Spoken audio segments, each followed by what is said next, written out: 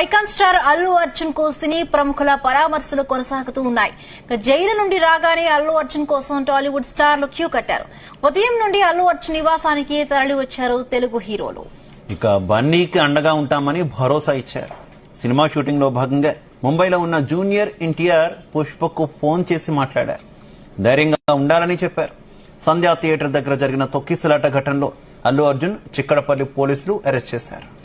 Nampally court 14 రోజులు remand విధించడంతో Chanchalguda జైలుకు తరలించారు.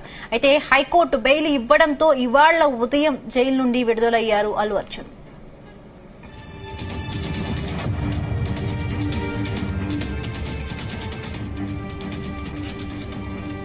ఇదే విషయానికి సంబంధించి మరింత సమాచారం మా కరెస్పాండెంట్ సతీష్ అందిస్తారు.